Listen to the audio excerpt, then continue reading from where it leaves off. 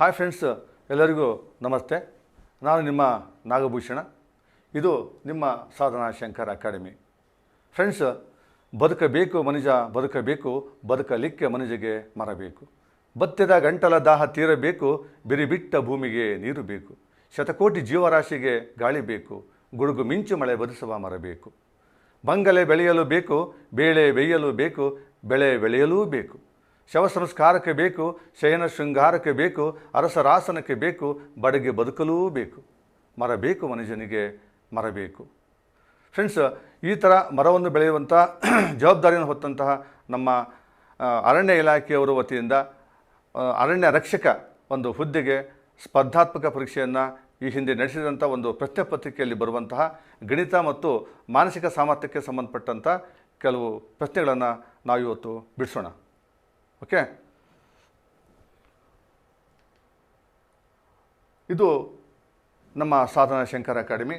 ನಮ್ಮ ಒಂದು ಚಾನಲ್ಗೆ ನೀವು ಸಬ್ಸ್ಕ್ರೈಬ್ ಆಗಿ, ಇದುವರೆಗೆ ಯಾರು ಸಬ್ಸ್ಕ್ರೈಬ್ ಆಗಿಲ್ಲ ಅವರು ಇವತ್ತೇ ಕೂಡ ಸಬ್ಸ್ಕ್ರೈಬ್ ಆಗಿ, ಹಾಗೂ ಈ ಒಂದು ಡಿಸ್ಕ್ರಿಪ್ಷನ್ ಬಾಕ್ಸ್ನ ಕೆಳಗೆ ಬರುವಂತಹ ವೆಬ್, ಟ್ವಿಟ್ಟರು, ಫೇಸ್ಬುಕ್ಕು ಮತ್ತು ವ್ಯಾಟ್ಸಪ್ ಹಲವಾರು ಲಿಂಕ್ಗಳಿದ್ದಾವೆ. ಈ ಲಿಂಕ್ಗಳಿಗೆ ನೀವು ಇವತ್ತು ಜಾಯ್ನ್ ಆಗಿ ಮತ್ತು ಸದಾ ನಮ್ಮ ಜೊತೆ ಇರಿ ಅಂತ ಕೇಳ್ಕೊಂತ ಇವತ್ತಿನ ಪಾಠವನ್ನು ಸ್ಟಾರ್ಟ್ ಮಾಡೋಣ. ನೋಡಿ, ಮೊದಲನೇ ಪ್ರಶ್ನೆ, n = 4, r = 3 ಇದ್ದಾಗ factorial n divided by factorial r equals ಎಷ್ಟು ಅಂತೇಳಿ. ಓಕೆ ಫ್ರೆಂಡ್ಸ್, ನಾವು ಮೊಟ್ಟ ಮೊದಲನೇದಾಗಿ ಈ ಫ್ಯಾಕ್ಟೋರಿಯಲ್ ನೋಡಿ, ಫ್ಯಾಕ್ಟೋರಿಯಲ್ ಹೀಗೂ ಬರಿತೀವಿ, ನಾವು ಫ್ಯಾಕ್ಟೋರಿಯಲ್ನ ಹೀಗೂ ಬರಿತೀವಿ.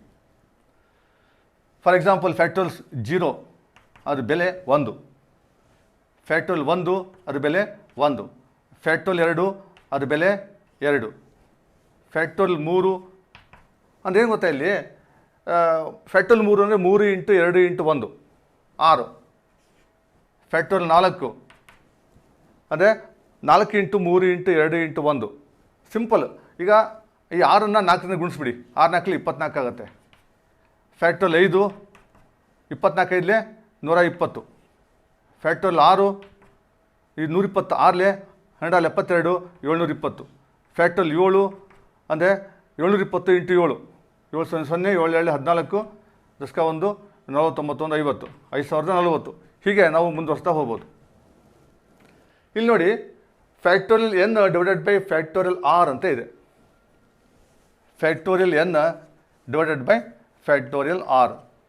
ಇಲ್ಲಿ ಫ್ಯಾಕ್ಟೋರಿಯಲ್ n ಅಂದರೆ n ಬೆಲೆ 4 ಇದೆ. Factorial 4 divided by factorial r ಅಂದರೆ ಫ್ಯಾಕ್ಟೋರಿಯಲ್ 3 ಈಕ್ವಲ್ಸ್ ಫ್ಯಾಕ್ಟೋರಿಯಲ್ 4 ಬೆಲೆ 24 ಡಿವೈಡೆಡ್ ಬೈ ಫ್ಯಾಕ್ಟೋರಿಯಲ್ 3 ಬೆಲೆ 6 ಈಕ್ವಲ್ಸ್ 6 4 24. ಅದರಿಂದ ಉತ್ತರ 4. ನಮ್ಮ ಸಿ ಆಯ್ಕೆಯಲ್ಲಿ ಈ ಉತ್ತರ ಇದೆ. ಸಿ ಇದು ಸರಿಯಾದ ಉತ್ತರ. ಓಕೆ, 6 ವಿದ್ಯಾರ್ಥಿಗಳನ್ನು ಒಂದು ಬೆಂಚಿನಲ್ಲಿ ಎಷ್ಟು ವಿಧವಾಗಿ ಕೂರಿಸಬಹುದು? ಉದಾಹರಣೆ ನೋಡಿ, ಇಲ್ಲಿ 2 ಸೀಟ್ ಇದೆ ಅಂತ ಅನ್ಕೊಳ್ಳೋಣ. ಒಂದು ಎ ಮತ್ತೊಂದರಲ್ಲಿ ಬಿ ಎಂಬ ವ್ಯಕ್ತಿ ಕೂತಿದ್ದಾನೆ. ಇದು ಎಷ್ಟು ವಿಧದಲ್ಲಿ ನಾವು ಕೂರಿಸ್ಬೋದು ಅಂದರೆ, ಎ ಮೊದಲು ಕೂರ್ತಾನೆ, ಬಿ ಲಾಸ್ಟಿಗೆ ಕೂರ್ತಾನೆ, ಅಥವಾ ಬಿ ಮೊದಲೇ ಕೂತ್ರೆ ಎ ಲಾಸ್ಟಿಗೆ ಕೂರ್ತಾನೆ. ಅಂದರೆ 2 ವಿಧ. ಈ 2 ವಿಧ ಬಿಟ್ಟು ಮತ್ತೆ ನಾವು ಇನ್ನು ಬೇರೆ ರೀತಿಯಲ್ಲಿ ಕೂರಿಸೋಕ್ಕೆ ಸಾಧ್ಯನೇ ಇಲ್ಲ. ಅದೇ ರೀತಿ ಒಂದು ವೇಳೆ 3 ಸೀಟ್ ಇತ್ತು ಅಂದ್ಕೊಳ್ಳೋಣ. ಒಂದು ಬೆಂಚಲ್ಲಿ 3 ಸೀಟ್ ಇದೆ. ಈ 3 ಎ, ಬಿ ಮತ್ತು ಸಿ ಎಂಬ 3 ವ್ಯಕ್ತಿಗಳು ಅಕ್ಕಪಕ್ಕ ಕೂತಿದ್ದಾರೆ.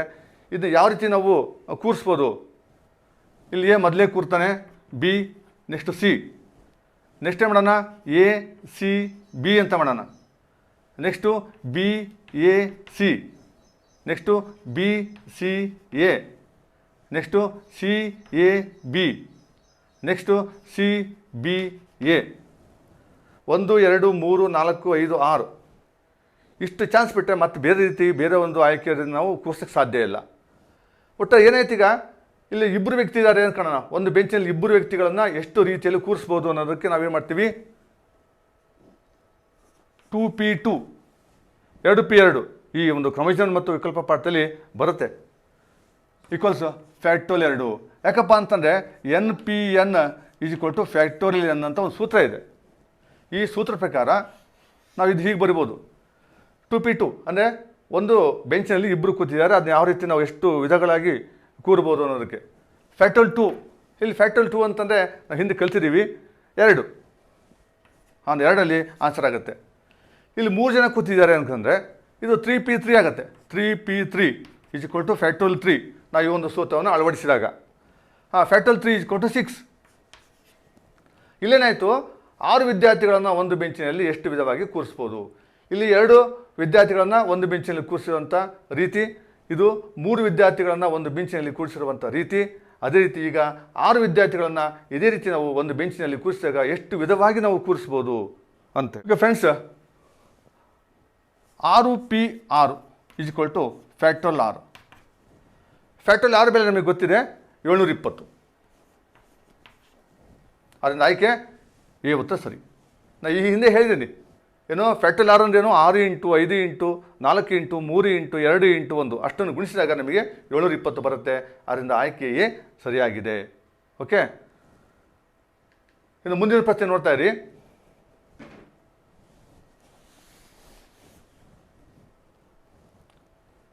ಓಕೆ, ಮೂರನೇ ಪ್ರಶ್ನೆ 2, 3, 4, 5, 6, 7, 8 ಈ ಸಂಖ್ಯೆಗಳನ್ನು ಪುನರಾವರ್ತಿಸದೆ 3 ಅಂಕಿಗಳ ಎಷ್ಟು ಸಂಖ್ಯೆಗಳನ್ನು ರಚಿಸಬಹುದು.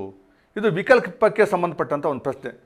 ವಿಕಲ್ಪದಲ್ಲಿ ಏನು ಬರುತ್ತೆ ಸೂತ್ರ ನೋಡಿ. ಕ್ರಮಯೋಜನೆಯಲ್ಲಿ NP(r) is equal two factorial n divided by factorial n minus r. ಇದು ಕ್ರಮಯೋಜನೆಗೆ ಸಂಬಂಧಪಟ್ಟಂಥ ಸೂತ್ರ. ಆದರೆ ಈ ಪ್ರಶ್ನೆ ಬಂದು ವಿಕಲ್ಪಕ್ಕೆ ಸಂಬಂಧಪಟ್ಟಂಥ ಪ್ರಶ್ನೆ ಆಗಿದೆ. ಆ ಸೂತ್ರ ಹೇಗಿದೆ ನೋಡಿ. NCR is equal two factorial n divided by factorial r into factorial n minus r. ಇಲ್ಲಿ ಪಿ ಅಂದರೆ ಪರ್ಮಿಟೇಷನ್ ಕ್ರಮಯೋಜನೆ, ಸಿ ಅಂದರೆ ಕಾಂಬಿನೇಷನ್ ವಿಕಲ್ಪ. ಈಗ ನಾವು ಬಳಸಬೇಕಾದಂಥ ಸೂತ್ರ NCR is equal two factorial n divided by factorial r into factorial n minus r. Friends, ಇಲ್ಲಿ 1, 2, 3, 4, 5, 6, 7 ಇಲ್ಲಿ ಒಟ್ಟು 7 ಅಂಕಿದ್ದಾವೆ. ಆದ್ದರಿಂದ n ಈಸ್ ಈಕ್ವಲ್ ಟು 7. ನಾವು 3 ಅಂಕಿಗಳ ಸಂಖ್ಯೆಗಳನ್ನು ರಚನೆ ಮಾಡಬೇಕಾಗಿದೆ. ಆದ್ದರಿಂದ r ಈಸ್ ಈಕ್ವಲ್ ಟು 3. ಸೂತ್ರ ಏನಿದೆ, NCR is equal two factorial n divided by factorial r into factorial n minus r. ಇದು ಸೂತ್ರ. ಇದು ವಿಕಲ್ಪಕ್ಕೆ ಸಂಬಂಧಪಟ್ಟಂಥ ಸೂತ್ರ. ಓಕೆ, ಇಲ್ಲಿ n ಅಂದರೆ 7, r ಅಂದರೆ 3. NCR ಅಂದರೆ ಏನಾಯಿತು 7 C 3 ಈಕ್ವಲ್ಸ್ ಫ್ಯಾಕ್ಟೋರಿಯಲ್ 7. ಯಾಕೆ factorial n divided by factorial r ಅಂದರೆ factorial 3 into factorial n minus r ಅಂದರೆ 7 ಮೈನಸ್ 3. ಓಕೆ, ಫ್ಯಾಕ್ಟೋರಿಯಲ್ 7 ಅಂತಂದರೆ ನಾವು ಡೈರೆಕ್ಟಾಗಿ ಬರೀಬೋದು 5040 ಅಂತೇಳಿ. ಇಲ್ಲಿ ನಮಗೆ ಬಾಕ್ಸರಕ್ಕೆ ಸ್ವಲ್ಪ ಕಷ್ಟ ಆಗುತ್ತೇನೋ ನೋಡಿ. ಇದು ಹೀಗೆ ಬರೀತೀವಿ ನಾವು 7 into 6 into 5 into 4 into 3 into 2 into 1. Factorial 3 ಇದನ್ನು ಡೈರೆಕ್ಟಾಗಿ ಬರೀಬೋದು. ಫ್ಯಾಕ್ಟೋರಿಯಲ್ 3 ಬೆಲೆ 6 ಇಂಟು 7 ಮೈನಸ್ 3 ಅಂದರೆ 4. ಫ್ಯಾಕ್ಟೋರಿಯಲ್ 4. ಫ್ಯಾಕ್ಟೋರಿಯಲ್ 4 ಹೇಗೆ ಬರಿತೀವಿ 4 ಇಂಟು 3 ಇಂಟು 2 ಇಂಟು 1. ಇಲ್ಲಿ 4 into 3 into 2 into 1, 4 into 3 into 2 into 1 cancel ಆಯಿತು. ಇನ್ನು ಫ್ಯಾಕ್ಟೋರಿಯಲ್ 6 ಮತ್ತು 6 ಕ್ಯಾನ್ಸಲ್ ಆಯಿತು. ಇನ್ನು ಉಳಿದೇನು 7 ಇಂಟು 5, 7 ಇಂಟು 5 7 35. 35 ಉತ್ತರ ಎಲ್ಲಿದೆ? ಆಯ್ಕೆ ಬಿನಲ್ಲಿದೆ. ಆದ್ದರಿಂದ ಬಿ ಆಯ್ಕೆ ಸರಿಯಾಗಿದೆ. ಓಕೆ, ನೋಡಿ ಪ್ರಶ್ನೆ ಹೀಗಿದೆ. ಮೊದಲ 6 ಬೆಸ ಸಂಖ್ಯೆಗಳ ಸರಾಸರಿ ಎಷ್ಟು? ಸರಾಸರಿ ಈಸ್ ಈಕ್ವಲ್ ಟು ಒಟ್ಟು ಅಂಕ ಡಿವೈಡೆಡ್ ಬೈ ಒಟ್ಟು ಸಂಖ್ಯೆ. ಎಷ್ಟು ಸಂಖ್ಯೆ ಇದಾವೆ ಅಂತೇಳಿ. ಒಟ್ಟು ಅಂಕ ಅಂತಂದರೆ ಇಲ್ಲಿ 6 ಬೆಸ ಸಂಖ್ಯೆಗಳು. ಮೊದಲ 6 ಬೆಸ ಸಂಖ್ಯೆಗಳು 1 ಪ್ಲಸ್ 2 ಪ್ಲಸ್ ಇದನ್ನು ಚೂರು ಕಟ್ ಮಾಡಬೇಕಾಗತ್ತೆ. ಓಕೆ, ನೋಡಿ 4ನೇ ಪ್ರಶ್ನೆ ಹೀಗಿದೆ. ಮೊದಲ 6 ಬೆಸ ಸಂಖ್ಯೆಗಳ ಸರಾಸರಿ ಎಷ್ಟು ಅಂತೇಳಿ. ಸರಾಸರಿ ಅಂತಂದರೆ ಸರಾಸರಿ 6 ಬೆಸ ಸಂಖ್ಯೆಗಳ ಒಟ್ಟು ಮೊತ್ತ ಡಿವೈಡೆಡ್ ಬೈ ಒಟ್ಟು ಸಂಖ್ಯೆ. ಅಲ್ಲಿ ಒಟ್ಟು ಎಷ್ಟು ಸಂಖ್ಯೆ ಇದಾವೆ ಅಂತೇಳಿ. ಮೊದಲ 6 ಬೆಸ ಸಂಖ್ಯೆಗಳ ಯಾವ್ಯಾವು? ಮೊದಲ 6 ಬೆಸ ಸಂಖ್ಯೆಗಳು 1 plus 3 plus 5 plus 7 plus 9 plus 11. 6 ಪ್ರಶ್ನೆ ಆಯಿತಾ? 6 ಬೆಸ ಸಂಖ್ಯೆಗಳಾಯ್ತಾ? 1 2 3 4 5 6. ಈ 6 ಬೆಸ ಸಂಖ್ಯೆಗಳ ಒಟ್ಟು ಮೊತ್ತ ಡಿವೈಡೆಡ್ ಬೈ ಅಲ್ಲಿ ಎಷ್ಟು ಸಂಖ್ಯೆ ಇದ್ದಾವೆ? ಬೆಸ ಸಂಖ್ಯೆ 6 ಇದ್ದಾವೆ, ಡಿವೈಡೆಡ್ ಬೈ 6. ಒಟ್ಟು ಸಂಖ್ಯೆಗಳ ಮೊತ್ತ ಡಿವೈಡೆಡ್ ಬೈ ಒಟ್ಟು ಸಂಖ್ಯೆ. ಇಷ್ಟನ್ನು ಕೂಡಿ 1 + 3 4, 4 + 5 9, 9 7 16, 16 9 25, 25 11 36. ಅಂಶದಲ್ಲಿ 36 ಬಂತು, ಛೇದದಲ್ಲಿ 6 ಇದೆ. ಈಕ್ವಲ್ಸ್ 6 ಎಷ್ಟಲಿ 36, 6 6ಲಿ 36. ಅದರಿಂದ 6 ಸರಿಯಾದ ಉತ್ತರ. ಇಲ್ಲಿ ಬಿ ಆಯ್ಕೆ ಸರಿಯಾಗಿದೆ. ನೋಡಿ, 5ನೇ ಪ್ರಶ್ನೆ ಹೀಗಿದೆ. 5 ವಿದ್ಯಾರ್ಥಿಗಳ ಸರಾಸರಿ ಅಂಕ 17 ಮತ್ತು 5 ವಿದ್ಯಾರ್ಥಿನಿಯರ ಸರಾಸರಿ ಅಂಕ 18. ಹಾಗಾದರೆ ಎಲ್ಲ ಒಟ್ಟು 10 ವಿದ್ಯಾರ್ಥಿಗಳ ಸರಾಸರಿ ಅಂಕ ಎಷ್ಟು? ಈಗೇನು ಸರಾಸರಿ ಈಕ್ವಲ್ ಒಟ್ಟು ಅಂಕ ಡಿವೈಡೆಡ್ ಬೈ ವಿದ್ಯಾರ್ಥಿಗಳ ಒಟ್ಟು ಸಂಖ್ಯೆ.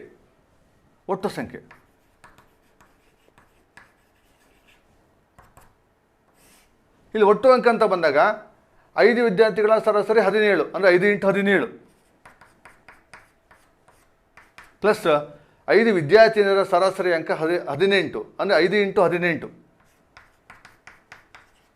ಡಿವೈಡೆಡ್ ಬೈ ಒಟ್ಟು ಸಂಖ್ಯೆ ಅಂದರೆ ವಿದ್ಯಾರ್ಥಿಗಳ ಒಟ್ಟು ಸಂಖ್ಯೆ 5 + 5. 5 ವಿದ್ಯಾರ್ಥಿಗಳು ಹಾಗೂ 5 ವಿದ್ಯಾರ್ಥಿನಿಯರು. Because 17 5 85 plus 18 90 divided by 10 equals ಈ 85 90 ಕೂಡಿ 175 ಡಿವೈಡೆಡ್ ಬೈ 10. 10ರಿಂದ ಭಾಗಿಸಿದಾಗ ಏನಾಗುತ್ತೆ? 17.5 ಆಗುತ್ತೆ. ನೋಡಿ ಫ್ರೆಂಡ್ಸ್, ಗಮನಿಸಿ, 175ನ್ನು 10ರಿಂದ ಭಾಗಿಸಿದಾಗ ಏನಾಯಿತು? 17.5. ಅದೇ 175ನ್ನು 100ರಿಂದ ಭಾಗಿಸಿದಾಗ ಏನಾಗುತ್ತೆ? 1.75. ಅದೇ 175ನ್ನು 1000ದಿಂದ ಭಾಗಿಸಿದಾಗ ಏನಾಗುತ್ತೆ? 0.175. ಇಲ್ಲಿ ಗಮನಿಸಿ ನೀವು, ಇಲ್ಲಿ ಛೇದದಲ್ಲಿ 1 0 ಇದೆ ಅಂದರೆ ದಶಾಂಶ 1 ಅಂಕೆ ಹಿಂದಕ್ಕೆ ಬರುತ್ತೆ. ಈ ಛೇದದಲ್ಲಿ 2 0 ಇದೆ, ದಶಾಂಶ 2 ಸ್ಥಾನ ಹಿಂದಕ್ಕೆ ಬರುತ್ತೆ. ಇಲ್ಲಿ ಛೇದದಲ್ಲಿ 3 0 ಇದೆ, ಆದ್ದರಿಂದ ದಶಾಂಶ ಇಲ್ಲಿ 3 ಸ್ಥಾನ ಹಿಂದಕ್ಕೆ ಬರುತ್ತೆ. ಇಲ್ಲಿಂದ 1 ಸ್ಥಾನ, 2 ಸ್ಥಾನ, 3 ಸ್ಥಾನ, ಹೀಗೆ 3 ಸ್ಥಾನ ಹಿಂದಕ್ಕೆ ಬರುತ್ತೆ. ಇದೆಲ್ಲ ಹಿಂದೆ ನೀವು ಕಲ್ತಿರ್ತೀರಿ. ಓಕೆ, ಆದ್ದರಿಂದ ಇಲ್ಲಿ ಆನ್ಸರು 17.5. ಆಯ್ಕೆ ಸಿನಲ್ಲಿ ಈ ಉತ್ತರ ಇದೆ. ಸಿ ಉತ್ತರ ಸರಿಯಾಗಿದೆ. ಓಕೆ, 6ನೇ ಪ್ರಶ್ನೆ ಹೀಗಿದೆ. Sigma A within the limit of A B C equals ಎಷ್ಟು ಅಂತೇಳಿ. ಇಲ್ಲಿ ನೋಡಿ, ಚರಾಕ್ಷರಗಳು ಚಕ್ರೀಯವಾಗಿ ಬದಲಾಗ್ತಾ ಹೋಗ್ತವೆ. ಇಲ್ಲಿ ಹೇಗೆ? ಎ ಇಂದ ನೆಕ್ಸ್ಟ್ ಬಿ, ಬಿಯಿಂದ ನೆಕ್ಸ್ಟ್ ಸಿ, ಸಿಯಿಂದ ನೆಕ್ಸ್ಟ್ ಎ, ಹೀಗೆ ಚಕ್ರೀಯವಾಗಿ ಅಕ್ಷರಗಳು ಅದಲ ಬದಲಾಗ್ತಾ ಹೋಗ್ತವೆ. ಇಲ್ಲಿ ಸಿಗ್ಮಾ ಎ ಅಂದರೆ sigma A within the limit of A B C. Within the limit of A B C ಅಂತಂದರೆ ನಾವು ಎ ಬಿ ಸಿನ ಹೊರತುಪಡಿಸಿ ಮತ್ತೆ ಯಾವ ಒಂದು ಚರಾಕ್ಷರವನ್ನು ಇಲ್ಲಿ ಬಳಸಂಗಿಲ್ಲ ಅಂಥೇಳಿ. ಹಾಗೆ ಅದು ಇಲ್ಲಿ ಲಿಮಿಟು, ಆ ಲಿಮಿಟ್ ಇರುತ್ತೆ. Sigma A within the limit of A B C ಅಂತ ಓದ್ತೀವಿ. ಅದನ್ನ ಈಕ್ವಲ್ಸ್ ಮೊದಲು ಎ, ಇಲ್ಲಿ ಯಾವ ಒಂದು ಚರಾಕ್ಷರ ಇರುತ್ತೋ ಅದನ್ನೇ ಇಲ್ಲಿ ಬರಿತೀವಿ. ನೆಕ್ಸ್ಟ್ ಏನು ಮಾಡ್ತೀವಿ? ಎ ನಂತರ ಯಾವ್ದು ಬರುತ್ತೆ? ಬಿ ಬರುತ್ತೆ. ನೆಕ್ಸ್ಟು ಬಿ ನಂತರ ಯಾವ್ದು ಬರುತ್ತೆ? ಸಿ ಬರುತ್ತೆ. ಇಷ್ಟೇ ಅದು ಉತ್ತರ. ಇದೇ ರೀತಿ ನಾವು ಬೇರೆ ಒಂದು ಪ್ರಶ್ನೆಗಳನ್ನು ಕೂಡ ನಾವು ಇಲ್ಲಿ ಬಿಡಿಸ್ಬೇಕಾಗುತ್ತೆ. Sigma A B within the limit of A B C ಅಂತ ಇತ್ತಪ್ಪ ಎಕ್ಸಾಂಪಲ್. ಇಲ್ಲೇ ಮಾಡ್ತೀವಿ, ಎ ಬಿ ಮೊದಲು ಬರೆದ್ಬಿಡ್ತೀವಿ, ಪ್ಲಸ್ ಬರೆದು ಎ ಆದಮೇಲೆ ಬಿ ಬರುತ್ತೆ, ಬಿ ಆದಮೇಲೆ ಸಿ ಬರುತ್ತೆ, ಪ್ಲಸ್ ಬಿ ಆದಮೇಲೆ ಸಿ ಬರುತ್ತೆ, ಸಿ ಆದಮೇಲೆ ಎ ಬರುತ್ತೆ. Sigma A B within the limit of A B C ಇದನ್ನು ಹೀಗೆ ಬರಿತೀವಿ. For example, sigma A plus B within the limit of A B C ಅಂತ ಇತ್ತು. ಹಾಗೆ ಮಾಡ್ತೀವಿ, ಇಲ್ಲಿ ಫಸ್ಟ್ ಏನಿದೆ ಅನ್ನೋ ಮೊದಲು ಬರ್ಕೊತೀವಿ. A plus B plus A ಇದ್ದಲ್ಲಿ ಬಿ ಬರುತ್ತೆ, ಪ್ಲಸ್ ಸಿ ಇದ್ದಲ್ಲಿ ಬಿ ಬರುತ್ತೆ. ನೆಕ್ಸ್ಟು ಪ್ಲಸ್ ಬಿ ಇದ್ದಲ್ಲಿ ಸಿ ಬರುತ್ತೆ, ಪ್ಲಸ್ ಸಿ ಇದ್ದಲ್ಲಿ ಎ ಬರುತ್ತೆ. ಹೀಗೆ ಒಟ್ಟು 3 ನಂಬರ್ ಬರುತ್ತೆ. 3 A plus B plus B plus C plus C plus A. ಇಲ್ಲಿ A B plus B C plus C A. ಇಲ್ಲಿ A plus B plus C. ಆದ್ದರಿಂದ ಯಾವ ಉತ್ತರ ಸರಿಯಾಗಿದೆ? ಬಿ ಆಯ್ಕೆಯಲ್ಲಿರುವಂಥ ಉತ್ತರ A plus B plus C ಸರಿಯಾಗಿದೆ. ಪ್ರಶ್ನೆ 7, 6 + 3 ಇಂಟು 6 - 3. ತುಂಬ ಸಿಂಪಲ್ ಆಗಿದೆ. ಓಕೆ, ಏನಂದರೆ ಪ್ರಶ್ನೆ ಪತ್ರಿಕೆಯಲ್ಲಿ ಈಗ ಈಜಿ ಪ್ರಶ್ನೆಗಳನ್ನು ಕೊಡ್ತಾರೆ, ಸರಾಸರಿ ಪ್ರಶ್ನೆಗಳನ್ನು ಕೊಡ್ತಾರೆ, ಕಷ್ಟದ ಪ್ರಶ್ನೆಗಳನ್ನು ಕೊಡ್ತಾರೆ. ನೀವೆಲ್ಲ ಸರ್ವೇ ಸಾಮಾನ್ಯ ಹಿಂದಿನ ಒಂದು ಹೈಸ್ಕೂಲ್ ಲೆವೆಲಲ್ಲಿ, ಪ್ರೈಮರಿ ಸ್ಕೂಲ್ ಲೆವೆಲಲ್ಲಿ, ಕಾಲೇಜ್ ಎಲ್ಲನೂ ಕೂಡ ಒಂದು ಪ್ರಶ್ನೆ ಪತ್ರಿಕೆ ಅಂದರೆ ಸುಮ್ಮನೆ ಎಲ್ಲವನ್ನೂ ಕಷ್ಟ ಕೊಡೋದು, ಅಥವಾ ಒಂದು ಪ್ರಶ್ನೆ ಪತ್ರಿಕೆ ಅಂದರೆ ಎಲ್ಲವನ್ನೂ ಕೂಡ ಈಜಿ ಕೊಡೋದು, ಅದು ಅರ್ಥ ಇರಲ್ಲ. ಕಷ್ಟ ಒಂದು ಪ್ರಶ್ನೆಗಳು ಸುಲಭ ಇರ್ತವೆ, ಫ್ರಾಕ್ಷನ್ ಆಫ್ ಎ ಸೆಕೆಂಡ್, 1 ಸೆಕೆಂಡಲ್ಲಿ ಆನ್ಸರ್ ಮಾಡೋಷ್ಟು ಸುಲಭ ಇರ್ತವೆ. ಕೆಲವು ಪ್ರಶ್ನೆಗಳಿಗೆ ಟೈಮ್ ಬೇಕಾಗುತ್ತೆ. ಏನಪ್ಪ ಅಂತಂದರೆ ಎಕ್ಸಾಮ್ ಬರೆಯುವಾಗ ನಾವು ಈಸಿಯಾದ ಪ್ರಶ್ನೆಗಳನ್ನ ಮೊದಲು ಅಟೆಂಡ್ ಮಾಡ್ಕೊಂಡ್ರೆ, ಈ ಕಷ್ಟ ಇರೋಂಥ ಪ್ರಶ್ನೆಗಳಿಗೆ ಉಳಿದಂಥ ಟೈಮ್ ಅಲ್ಲಿ ನಾವು ಟೈಮನ್ನು ಸೇವ್ ಮಾಡಿರ್ತೀವಿ. ಆ ಉಳಿದಂಥ ಟೈಮನ್ನು ಇಂಥ ಕೆಲವೊಂದು ಕಷ್ಟ ಪ್ರಶ್ನೆಗಳು ಇರ್ತವೆ, ಅವಕ್ಕೆ ನಾವು ಅಪ್ಲೈ ಮಾಡ್ಬೋದು. ಇಲ್ಲಿ ನೋಡಿ, ಭಾಳ ಸರಳವಾಗಿದೆ. 6 + 3 9 ಇಂಟು 6 - 3 3. 9 × 27. ಆನ್ಸರ್ ಬಿ ಸರಿ. ಓಕೆ, 8ನೇ ಪ್ರಶ್ನೆ, ಸ್ಕ್ವೇರ್ ರೂಟ್ ಆಫ್ 121. ಇದು ಸ್ಕ್ವೇರ್ ರೂಟ್ ಆಫ್ 121 ಇದರ ಸರಳೀಕೃತ ರೂಪ. ಏನಂಗಂದರೆ 121ರ ವರ್ಗಮೂಲ. ನಾವು ಹಿಂದೆ ಕಲ್ತಿದ್ದೀವಿ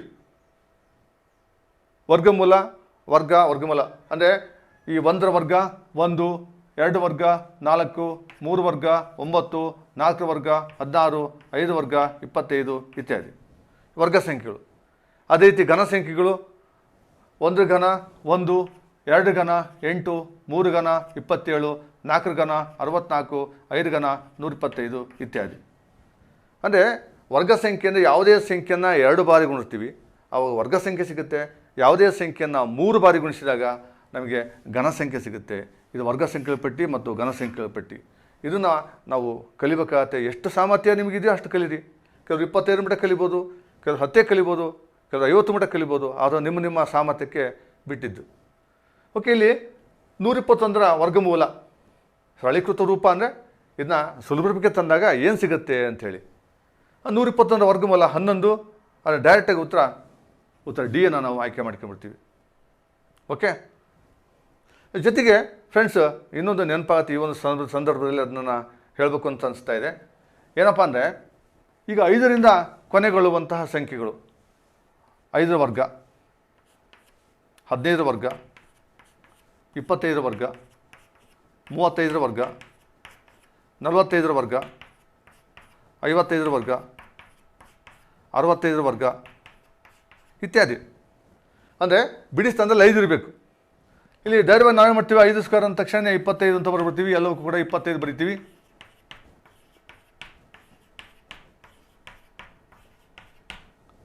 ನೆಕ್ಸ್ಟು ಈ 1 ಅಂತಿದೆ ಇಲ್ಲಿ. ಇದು 5 ವರ್ಗ 25. ಓಕೆ, 1 ಅಂತ ಇದೆ. 1 × 1 ಮುಂದಿನ ಸಂಖ್ಯೆ. 1 × 2 2. 2 × 2 ನೆಕ್ಸ್ಟ್ ನಂಬರು 3. 2 3 6. 3 × 3 next number 3 4 12. 4 × 5 20. 5 × 6 5 30. 6 × 7 6 42. ಸುಲಭವಾಗಿ ನಾವು ವರ್ಗ ಸಂಖ್ಯೆನ ಕಂಡುಹಿಡಿಬೋದು. ಇಲ್ಲಾಂದ್ರೆ ಏನು ಮಾಡಬೇಕಾಗತ್ತೆ, ನಿಮಗೆ 67 ವರ್ಗ ಗೊತ್ತಿಲ್ಲ ಅಂತ ಇಟ್ಕೊಳ್ಳಿ, ಟೈಮ್ ವೇಸ್ಟ್ ಮಾಡೋಕ್ಕೆ. ಟೈಮ್ 65 × 65 ಗುಣಿಸ್ಕೊಂತ ಕೂತ್ಕೋಬೇಕಾಗತ್ತೆ, ಟೈಮ್ ವೇಸ್ಟ್ ಆಗುತ್ತೆ. ನಾವು ಆದಷ್ಟು ಕೂಡ ಎಕ್ಸಾಮ್ನಲ್ಲಿ ಟೈಮನ್ನು ಉಳಿಸ್ಬೇಕು. ಆ ಉಳಿಸಿದಂಥ ಟೈಮನ್ನು ನಾವು ಕಷ್ಟ ಇರೋಂಥ ಪ್ರಶ್ನೆಗಳಿಗೆ ನಾವು ಇನ್ವೆಸ್ಟ್ ಮಾಡ್ಬೋದು. ಓಕೆ, 9ನೇ ಪ್ರಶ್ನೆ, 5x² = 125 ಇದ್ದಾಗ ಎಕ್ಸ್ನ ಬೆಲೆ ಎಷ್ಟು? 5x² = 125. ಈಗ 5ಅನ್ನು ಸಮಚಿಹ್ನೆ ಬಲಗಡೆ ಕಳಿಸಿ. x² = 125 / 5. ಇಲ್ಲಿ ಏನು ಮಾಡ್ತೀವಿ ನಾವು ಸಾಮಾನ್ಯವಾಗಿ 5ಅನ್ನು ಬಲಗಡೆ ಕಳಿಸಿದಾಗ ಮೈನಸ್ ಆಗುತ್ತೆ. ನಿಮ್ಮ ತಲೆ ಒಳಗೇನು ಎಡಭಾಗದಿಂದ ಬಲಗಡೆ ಹೋದರೆ ಮೈನಸ್ ಆಗುತ್ತೆ, ಮೈನಸ್ ಎಡಭಾಗದಿಂದ ಬಲಗಡೆ ಹೋದರೆ ಪ್ಲಸ್ ಆಗುತ್ತೆ ಅಂಥೇಳಿ ನೋಡಿ ಫ್ರೆಂಡ್ಸ್. ಫಾರ್ ಎಕ್ಸಾಂಪಲ್ ಇಲ್ಲಿ ಒಂದು 4 ಸಿಂಪಲ್ ಆದಂಥ ಈಕ್ವೇಷನ್ ನಿಮಗೆ ಹೇಳ್ತೀನಿ. X plus 2 is equal to 4, x minus 2 is equal to 4, x into 2 is equal to 4, x divided by 2 is equal to 4. ಇಲ್ಲಿ 4 ಸರಳವಾದ ಸಮೀಕರಣ ಇದ್ದಾವೆ. ಇಲ್ಲಿ ಏನಾಗಿದೆ ಗಮನಿಸಿ, ಇಲ್ಲಿ ಎಕ್ಸ್ ಮತ್ತು 2ಗಳ ಮಧ್ಯೆ ಪ್ಲಸ್ ಚಿಹ್ನೆ ಇದೆ, ಎಕ್ಸ್ ಮತ್ತು 2ಗಳ ಮಧ್ಯೆ ಮೈನಸ್ ಚಿಹ್ನೆ ಇದೆ, ಇಲ್ಲಿ ಎಕ್ಸ್ ಮತ್ತು 2ಗಳ ಮಧ್ಯೆ ಇಂಟು ಚಿಹ್ನೆ ಇದೆ, ಇಲ್ಲಿ ಎಕ್ಸ್ ಮತ್ತು 2ಗಳ ಮಧ್ಯೆ ಡಿವೈಡೆಡ್ ಬೈ ಚಿಹ್ನೆ ಇದೆ. ನೆಕ್ಸ್ಟ್ ಏನಾಗುತ್ತೆ, ಎಕ್ಸ್ ಈಸ್ ಈಕ್ವಲ್ ಟು 4, ಈ ಪ್ಲಸ್ 2 ಬಲಗಡೆ ಬರೋ ಹೋದಾಗ ಮೈನಸ್ 2 ಆಯಿತು. ಇಲ್ಲಿ x is equal to 4 minus 2 ಸಮ ಚಿಹ್ನೆ ಬಲಗಡೆ ಹೋದಾಗ ಪ್ಲಸ್ 2 ಆಯಿತು. ಇಲ್ಲಿ x is equal to 4 divided by 2, ಇಲ್ಲಿ x is equal to 4 into 2. ಇಲ್ಲಿ ಗಮನಿಸಿ, ಪ್ಲಸ್ ಇದ್ದದ್ದು ಮೈನಸ್ ಆಯಿತು, ಮೈನಸ್ಸು ಪ್ಲಸ್ ಆಯಿತು, ಇಂಟು ಡಿವೈಡೆಡ್ ಬೈ ಆಯಿತು, ಡಿವೈಡೆಡ್ ಬೈ ಇಂಟು ಆಯಿತು. ಈ ಸರ್ವೇ ಸಾಮಾನ್ಯವಾಗಿ ನಾವು ಎಲ್ಲ ಸಮಸ್ಯೆಗಳಲ್ಲೂ ಕೂಡ ಎಲ್ಲ ಪಾಠದಲ್ಲೂ ಕೂಡ ನಾವು ಇದು ಈ ಒಂದು ಬೇಸಿಕ್ ಕಾನ್ಸೆಪ್ಟನ್ನು ಅರ್ಥ ಮಾಡ್ಕೊಂಡೆ ಸುಲಭವಾಗಿ ಪ್ರಶ್ನೆಗಳನ್ನು ಬಿಡಿಸ್ಬೋದು. ಓಕೆ, ಇಲ್ಲಿ X square is equal to 125ನ್ನು 5ರಿಂದ ಭಾಗಿಸಿ, 5 25 125. Okay, next X is equal to plus R minus square root of 25. ನೋಡಿ, ವರ್ಗ ಸಮೀಕರಣ ಪಾಠದಲ್ಲಿ ಈ ವರ್ಗಮೂಲ ಚಿಹ್ನೆಯನ್ನು ಹಾಕುವಾಗ ನಾವು ಪ್ಲಸ್ ಆರ್ ಮೈನಸನ್ನು ಬಳಸುವಂಥದ್ದು ಒಂದು ಕ್ರಮ. ಏನಾಗುತ್ತೆ ನೆಕ್ಸ್ಟು ಅಂದರೆ X is equal to plus R minus 25ರ ವರ್ಗಮೂಲ 5. ಅಂದರೆ ಇದರ ಅರ್ಥ ಇಷ್ಟೇ, ಪ್ಲಸ್ 5ನ್ನು ವರ್ಗ ಮಾಡಿದ್ರೆ 25 ಬರುತ್ತೆ, ಅಥವಾ ಮೈನಸ್ 5ನ್ನು ವರ್ಗ ಮಾಡಿದರೂ ಸಹ 25 ಬರುತ್ತೆ ಅಂತ ಅರ್ಥ. Okay, x is equal to plus R minus 5 ಇಲ್ಲಿ ಆಯ್ಕೆ ಏನಲ್ಲಿ ಇದೆ, ಅದರಿಂದ ಎ ಉತ್ತರ ಸರಿಯಾಗಿದೆ. ಓಕೆ, 10ನೇ ಪ್ರಶ್ನೆ, ವೃತ್ತದ ಸುತ್ತಳತೆಯು ತ್ರಿಜ್ಯದ ಎಷ್ಟು ಪಟ್ಟು ಇರುತ್ತದೆ? ಇಲ್ಲಿ ನೋಡಿ, ಫಾರ್ ಎಕ್ಸಾಂಪಲ್ ಇಲ್ಲಿ ಎಕ್ಸ್ ಈಕ್ವಲ್ ಟು 2y ಅಂತ ನಾವು ಕರಿತೀವಿ, ಒಂದು ಈಕ್ವೇಷನ್, ಒಂದು ಸರಳವಾದ ಸಮೀಕರಣ. ಇದರ ಅರ್ಥ ಏನಪ್ಪ ಅಂತಂದರೆ, ಎಕ್ಸ್ನ ಬೆಲೆಯು ವೈನ ಬೆಲೆಯ 2 ಪಟ್ಟು ಇದೆ ಅಂತ ಅರ್ಥ. ಎಕ್ಸ್ನ ಬೆಲೆ ವೈನ ಬೆಲೆಯ 2 ಪಟ್ಟು ಇದೆ ಅಂತ ಅರ್ಥ. ಇಲ್ಲಿ ಬನ್ನಿ, ವೃತ್ತದ ಸುತ್ತಳತೆ ಅಂದರೆ circumference c is equal to 2πr. ಇದು ವೃತ್ತದ ಸುತ್ತಳತೆಯ ಸೂತ್ರ. Circumference is equal to 2πr. ಇಲ್ಲಿ ಏನು ಹೇಳ್ತಾರೆ, ಇಲ್ಲಿ ವೈನ ಸಹಗುಣಕ, ವೈನ ಪಕ್ಕ ಏನಿದೆ 2 ಇದೆ, ಅಂದರೆ 2 ಪಟ್ಟು. ಇಲ್ಲಿ ಆರ್ನ ಪಕ್ಕ ಏನಿದೆ 2π ಪಟ್ಟು, 2π ಪಟ್ಟು ಅಂದರೆ ಆನ್ಸರ್ ಏನಿದೆ 2π. ಉತ್ತರ ಏನೀಗ ನಮಗೆ 2π ಅಂತ ಆಗಬೇಕು. ಇಲ್ಲೇನಾಯಿತು, ವೈನ 2 ಪಟ್ಟು ಎಕ್ಸ್ನ ಬೆಲೆ ಇದೆ ಅಂತ. ಹಾಗಿಲ್ಲಿ ತ್ರಿಜ್ಯದ 2π ಪಟ್ಟು ಅದರ ಸುತ್ತಳತೆ ಇದೆ ಅಂತ. ಈಗ ನಮಗೆ 2π ಇದು ಬೆಲೆ ಎಷ್ಟು ಅಂತ ಗೊತ್ತಾದ್ರೆ ನಮಗೆ ಇಲ್ಲಿ ಆನ್ಸರ್ ಸಿಕ್ಬಿಡುತ್ತೆ. 2 ಇಂಟು ಪೈ ಬೆಲೆ 22 ಡಿವೈಡ್ ಬೈ 7 ಅಥವಾ 3.14. ನಾವು ಕೆಲವು ಸಂದರ್ಭದಲ್ಲಿ 22/7 ಬಳಸ್ಕೊಂತೀವಿ, ಇನ್ನು ಕೆಲವು ಸಂದರ್ಭದಲ್ಲಿ 3.14 ಬಳಸ್ಕೊಂತೀವಿ. ಪ್ರಶ್ನೆಯಲ್ಲಿ ಕೂಡ ಕೊಟ್ಬಿಟ್ಟಿರ್ತಾನೆ, ಲಾಸ್ಟಿಗೆ ಬ್ರ್ಯಾಕೆಟಲ್ಲಿ ಹಾಕಿ ಇದಂತ ಪೈ ಬೆಲೆ 22/7 ತಗೊಳ್ಳಿ ಅಂತ ಹೇಳಿರ್ತಾರೆ. ಇನ್ನು ಕೆಲವು ಪ್ರಶ್ನೆಗಳಲ್ಲಿ ಪೈನ ಬೆಲೆಯನ್ನು 3.14 ಎಂದು ಆದೇಶ ಮಾಡಿ ಅಂತ ಅವರೇ ಸೂಚನೆ ಕೊಟ್ಟಿರ್ತಾರೆ. ಆ ಸೂಚನೆ ಕೊಡಲಿಲ್ಲ ಅಂದರೆ ಇದರಲ್ಲಿ ಯಾವ್ದನ್ನಾರು ಕೂಡ ಬಳಸಬೇಕಾಗತ್ತೆ ಪೈನ ಬೆಲೆಯನ್ನು. ಇಲ್ಲಿ ಪೈ ಬೆಲೆ ನಾವು 3.14 ಅಂತ ತಗೊಳ್ಳೋಣ. ಈಗ 2ನ್ನ ಗುಣಿಸಿ, 2 4 8, 2 1 2.23 6 ಅಂದರೆ 6.28 ಸರಿಯಾದ ಉತ್ತರ. ಇಲ್ಲಿ ಬಿ ಆಯ್ಕೆ ಸರಿಯಾಗಿದೆ. ಯಾವತ್ತೂ ಕೂಡ ನೀವು ನಮ್ಮ ಜೊತೆ ಸಂಪರ್ಕದಲ್ಲಿರಲು ನಮ್ಮ ಒಂದು ಚಾನಲಿಗೆ ಸಬ್ಸ್ಕ್ರೈಬ್ ಆಗಿ. ಯಾರು ಇದುವರೆಗೂ ಸಬ್ಸ್ಕ್ರೈಬ್ ಆಗಿಲ್ಲ, ಇವತ್ತೇ ಕೂಡ ಸಬ್ಸ್ಕ್ರೈಬ್ ಆಗಿ ಅಂತಂದು ಈ ಒಂದು ಮೂಲಕ ಕೇಳ್ಕೊತೀನಿ. ಹಾಗೂ ಒಂದು ಬ್ಲಾಗು, ಟ್ವಿಟರು, ಫೇಸ್ಬುಕ್ಕು ಮತ್ತು ವ್ಯಾಟ್ಸಪ್ಪು ಈ ಒಂದು ಲಿಂಕ್ಗಳಿಗೆ ನೀವು ಜಾಯ್ನ್ ಆಗಿ ಅಂತ ಹೇಳ್ತಾ, ಈ ಒಂದು ವಿಡಿಯೋ ನಿಮಗೆ ಇಷ್ಟ ಆಗಿತ್ತು ಅಂತಂದರೆ ಎಲ್ಲರೂ ಲೈಕ್ ಮಾಡಿ, ನಿಮ್ಮ ಫ್ರೆಂಡ್ಸಿಗೆ ಇದನ್ನು ಶೇರ್ ಮಾಡಿ, ಹಾಗೂ ತಪ್ಪದೆ ಮರೆಯದೆ ಕಾಮೆಂಟ್ ಮಾಡಿ. ಓಕೆ, ಎಲ್ಲರಿಗೂ ನಮಸ್ತೆ.